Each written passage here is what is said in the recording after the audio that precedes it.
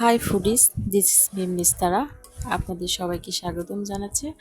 আজকে আমি রান্না করছি ডাল ডিম কারির একটা নতুন ফ্লেভারের আইটেম।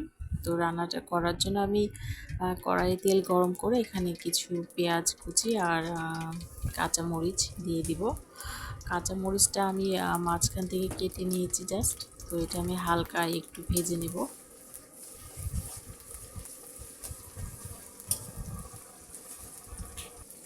তো পেঁয়াজটাকে হালকা একটু ভেজে নেওয়ার পরে আমি এক এক করে মশলাপাতিগুলো দিয়ে দিব। স্বাদ মতো লবণ, হলুদ, আর গুঁড়া মরিচ, আদা রসুন বাটা আর ধনিয়া গুঁড়ো এগুলো দিয়ে দিব।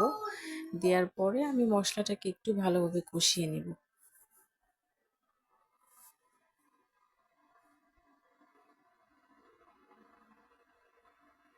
তো এই পর্যন্ত ভিডিও দেখা যারা শুরু করেছেন তারা প্লিজ অবশ্যই লাইক দিয়ে ভিডিও দেখা শুরু করে দিবেন, আর প্লিজ আমার চ্যানেলটিকে সাবস্ক্রাইব করবেন।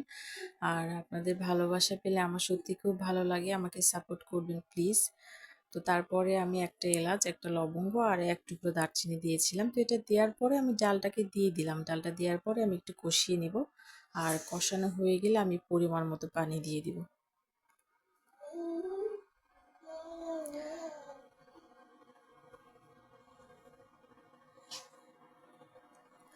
তো পানিটাকে অ্যাড করার পরে আমি এখানে এক মুঠো পোলাওয়ের চাল দিয়ে দিলাম। তো এটা চালটাকে আমি ধুয়ে একটু আদা ভাঙা করে নিয়েছিলাম। তো এই রান্নাটার মেন টুইস্ট হলো এটা যে পোলাওয়ের চালটা দিলে অসম্ভব একটা ফ্লেভার আসে এবং টেস্টি লাগে অনেক খেতে। তো এটা খাওয়ার পরে সবাই আসলে ফ্যান হয়ে যায়। বাসায় ট্রাই করবেন অবশ্যই, তারপরে বুঝতে পারবেন আমি মিথ্যা বলছি কিনা। আর চালটাকে সেদ্ধ হওয়া অবধি আমি ওয়েট করবো। এই পর্যায়ে আমি ডিমটাকে ভেজে নিব। লবণ হলুদ দিয়ে আগে ফেটে রেখেছিলাম। তো ডিমটা ভেজে নেওয়ার পরে আমি এরকম করে কিউব করে পিস পিস করে কেটে নিব। তো ঢাকনাটা সরিয়ে নিলাম। ডালটা আমার প্রায় সেদ্ধ হয়ে গেছে। ডালটা বসানোর পরে আমি কিন্তু একদম মিডিয়াম আঁচের থেকেও কম রেখেছিলাম চুলার আঁচটা, যাতে করে ডালটা সেদ্ধ হয় ভালোভাবে। তো ডালটা আমার সেদ্ধ হয়ে গেছে। এখন আমি সুন্দরভাবে এটা কষিয়ে নিয়ে তো এর মধ্যে আমি আস্ত কাঁচামরিচ দিয়ে দিলাম। তো আস্ত কাঁচামরিচটা দেওয়ার পরে আমি ডিমটাও দিয়ে দিব, ভেজে রাখা ডিম।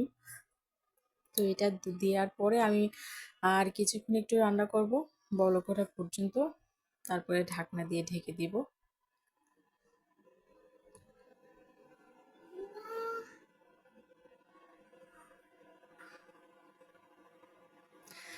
তো ডাল ডিমের এই ডাল ডিমের এই নতুন রেসিপিটা আপনাদের কাছে কেমন লাগবে প্লিজ কমেন্ট করে জানাবেন, আর বাসায় ট্রাই করার পরে আমাকে অবশ্যই ফিডব্যাক দিবেন। আর প্লিজ আমার চ্যানেলটিকে সাবস্ক্রাইব করবেন, আর প্লিজ আমার পাশে থাকবেন সাবস্ক্রাইব করে। সবাই ভালো থাকবেন, আল্লাহ হাফিজ।